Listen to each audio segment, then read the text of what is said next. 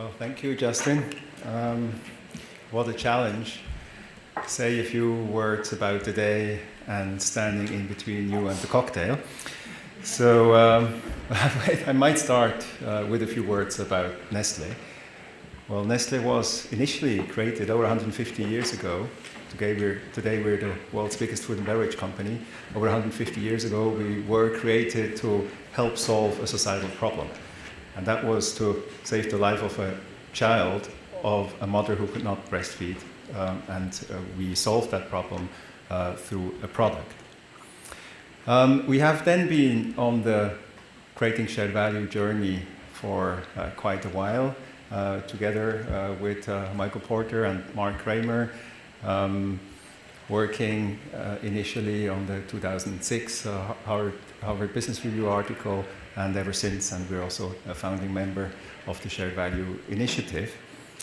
The purpose of Nestle, we've talked a lot about purpose already yesterday at the Shared Value Initiative's Leadership Council, and then the Partners Day, where we looked at different things like the enterprise model, which Justin just mentioned, or also when we talked about shared value ecosystems.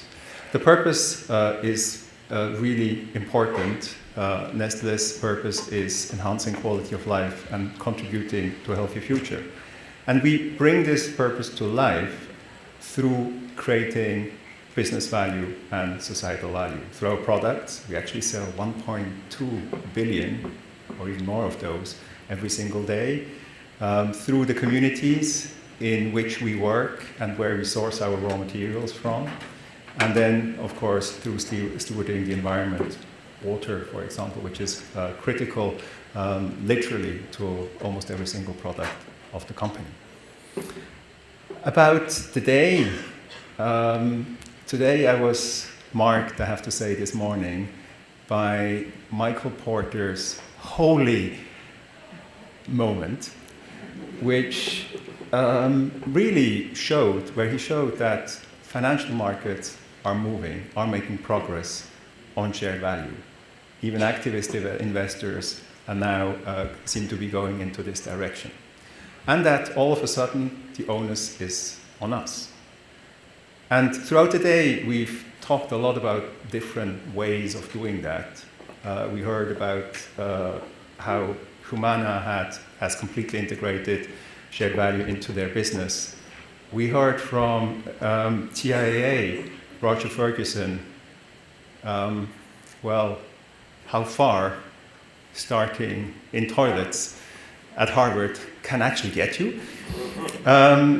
We had inspiring stories, super mamas, artificial intelligence, just now BU, business units, and creating shared value at the business unit level.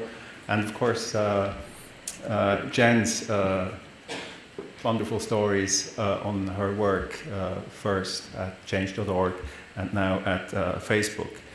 And in between we had the solution salons, or saloons, I don't quite know how to pronounce that, but where we also had inspiring and fascinating discussions. Now, let me go back to Michael's point on the onus is on us. Yes, we have to find a way, I think we really have to find a way, to demonstrate now to the financial sector what impact on the numbers shared value has. And somehow we need to break down the metrics, and we need to come up with a set of figures that completely convince them. They've started the journey, but they need to be completely convinced. And I was very happy to hear that over lunch, when Michael Porter and Mark Kramer mentioned also their work with George Seraphim, that they're going to work into that direction. And I think that is absolutely needed. And I hope we can really make headway on that. But every single one of us can do their own bit in our own role, daily role.